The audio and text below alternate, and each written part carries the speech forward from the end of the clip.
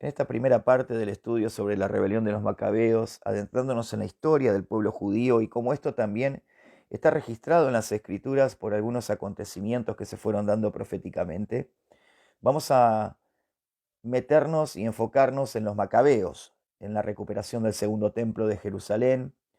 Les vamos a presentar a dos personajes que están ligados a esta conquista romana y a la destrucción del segundo templo, como son José ben Matatyahu y Flavio Josefo, y al rabino Yohanan ben Zakkai, ¿sí? Por otro lado, nos vamos a referir a la fortaleza de Masada y a este suicidio colectivo liderado por Eleazar ben Yair, quien estaba al frente de los macabeos en aquel tiempo.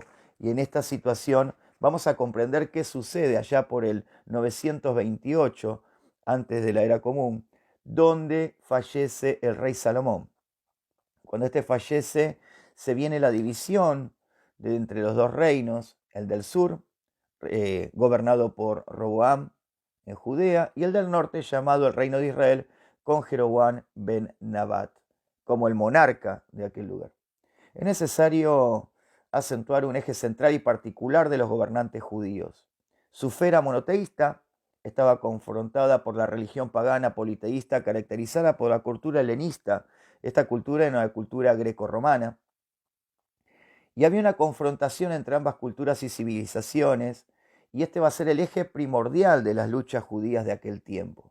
En el año 722, antes de la era común, el rey asirio Sargón logró conquistar la capital del reino de Israel y deportó a un gran número, a una gran parte de la población hacia las remotas provincias del imperio asirio, 135 años antes de la destrucción del primer templo de Jerusalén.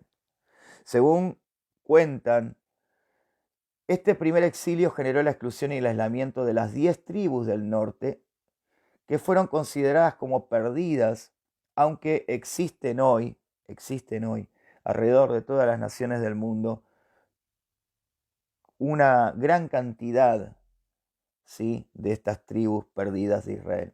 A partir de entonces, la historia del pueblo de Israel continúa solamente con el reino de Judea, y de aquí es que se adopta, para que lo entendamos, la denominación del nombre judíos, ¿sí? Esto se daba para los habitantes de este reino de Judea y de los descendientes de este reino de Judea.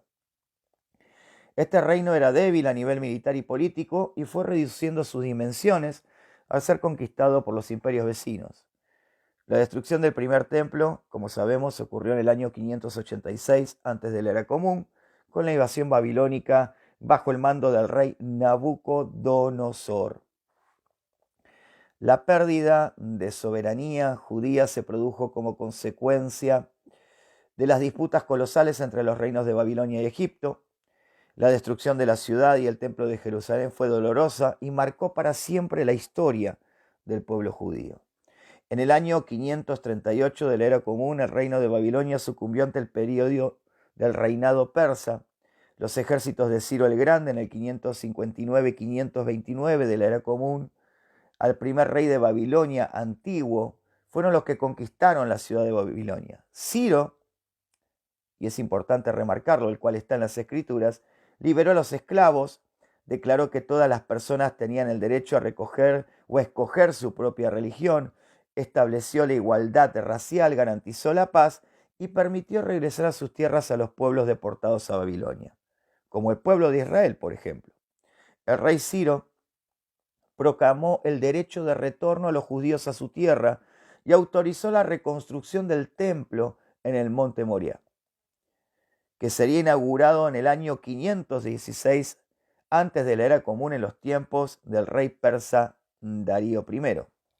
¿Por qué marcamos todas estas fechas y todas estas situaciones? Porque estas están en las escrituras.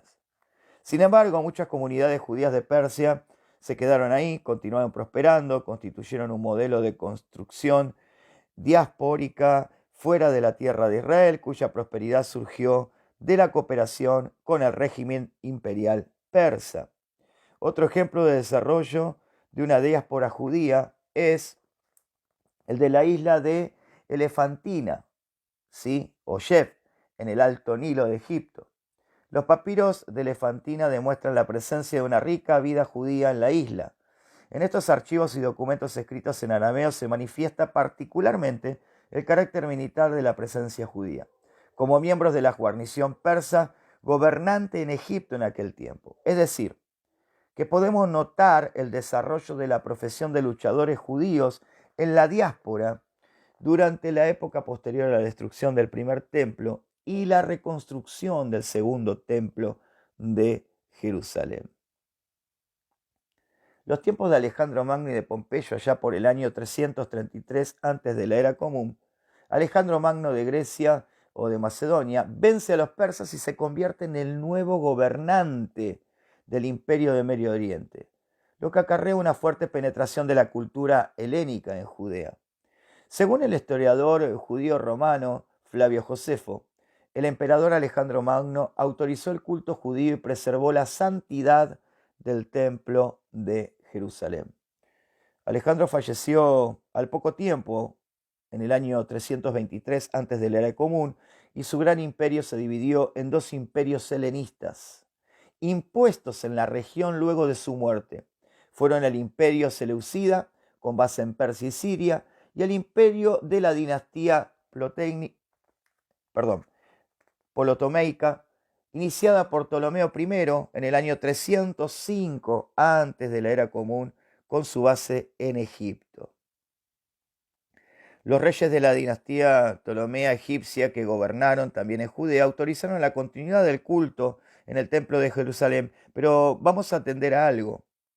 También alentaron la emigración de los judíos a Egipto, fomentando su inserción en el ejército egipcio como soldados y también como oficiales de alto rango. Por eso cabe destacar que el centro de la vida judía en Egipto fue en la ciudad de Alejandría.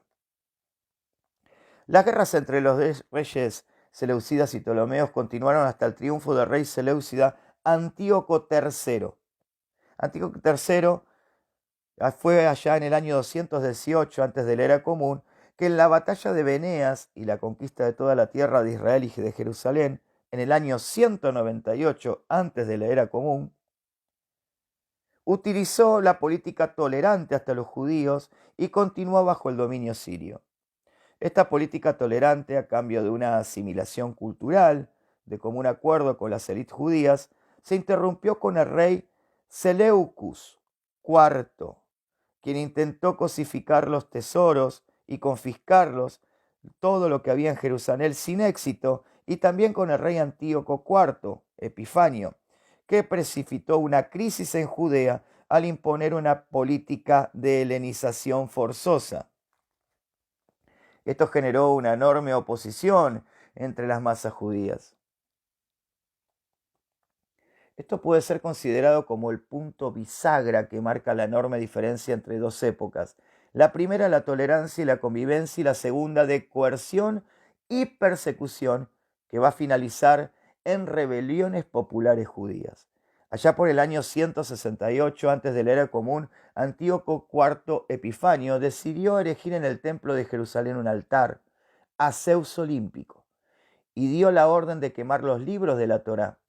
A ello se sumó la prohibición de mantener el culto judío y las tradiciones como la circuncisión, o sea, el Brit Mila, lo que precipitó la reacción popular. La rebelión armada fue encabezada por los macabeos. Estos fueron así denominados por el heroísmo de Judas y Yehudá Macabeo, hijo del gran sacerdote Matallahu de Asmodeo. Matallahu provenía de la ciudad de Medellín o de Modín y se puso al frente de la rebelión en forma espontánea. Lideró una guerra de desgaste con sus 5 hijos, escondidos en las cuevas de la región montañosa cercana a Jerusalén, contra el poder sirio gobernante y las élites judías helenizantes, rompiendo altares paganos y promoviendo la circuncisión clandestina de los hijos varones. A los pocos meses de iniciada la rebelión, Matallahu fallece y la lucha continúa bajo el liderazgo de su hijo Yehudá, conocido como el Macabeo, el que golpea como un martillo. Llamado así desde joven por su espíritu guerrero, con un pequeño ejército, Yehudá logró derrotar a las tropas sirias en las sendas batallas como la localidad de Beit Orón y Emaús, lo que abrió el camino a Jerusalén, que conquistó de inmediato. Su misión concluyó al purificar el templo y volver a inaugurarlo a fines del año 168 antes de la era común.